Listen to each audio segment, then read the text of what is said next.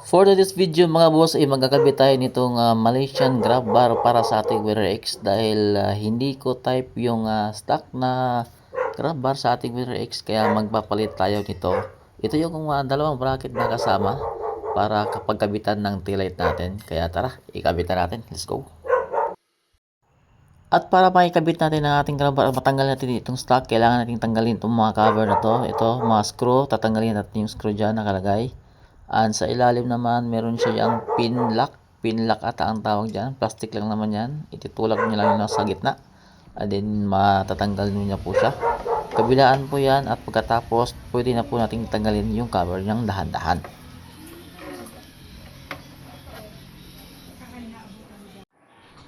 Natanggal na natin ang kabilang cover mga boss. At ito naman isusunod na. So, bago natin matanggal ito, meron siyang dalawang screw sa magabilang gilid. Yan.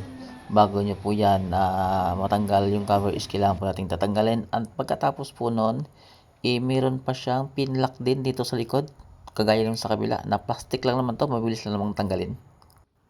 At gagamit tayo ng 12 na sakit para sa 4 na tornilyo na to. At 10 naman para dito sa dalawa sa likod, dito sa nagkakabit naman sa taillight, no?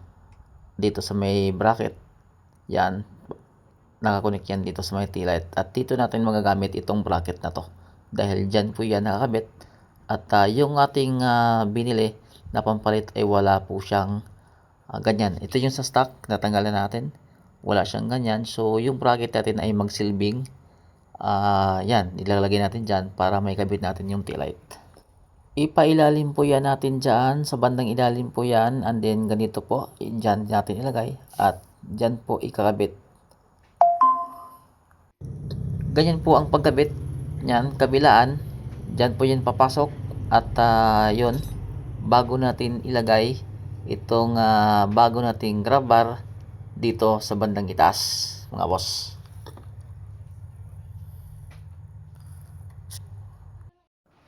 At yun mga boss, naikabit na natin. At sa pagkakataong ito mga boss, kailangan nito ng washer. Lagyan nating washer itong banda, itong tornilyo na ito kasi tatama siya sa cover, magkakagasgasan yung cover natin. So maghanap pa ako ng washer. At isa pang problema, hindi naman siya ganoon kalaking issue, pero itong butas kasi, yan, itong butas na to, imbis na yan yung sasak natin, dyan, mayroon yung screw nakalagay dyan, pero ang problema lang, itong bracket na to is wala siyang, yung butas niya lihis, so hindi mailagay yung screw na nakalagay dyan. So ang gagawin ko na lang muna sa ngayon, tatalian ko muna siya ng cable tie para ma-fix.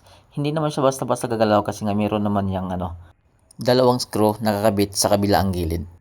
At ito na mga boss, na ikabit na natin ang cover. Kung napapansin niyo, hindi siya tumama dahil nilagyan natin yan. Kung masisilip niyo, makikita niyo sa ilalim. Naglagay tayo dyan ng 3 washer. Isang tornilyo lang guys yung nilagyan natin para medyo umangat yung kabilang gilid dito banda sa bungad, and then sa likod naman. Yan yung forma niya. So ito na guys yung kabuuan ng naikabit natin. 3 washer lang po yung kailangan, kabilaan. So bali 6 lahat. Kung depende po sa washer na mabibili niyo. So yun lang mga boss, at sana kung na nakarating ka dito sa video na to at napapanood mo hanggang dulo. Maraming salamat sa panonood mga boss, at sana po i-subscribe mo ang ating channel para sa sunod nating videos ay i-share natin sa inyo yung mga update natin sa motor natin. Maraming salamat. Ride safe.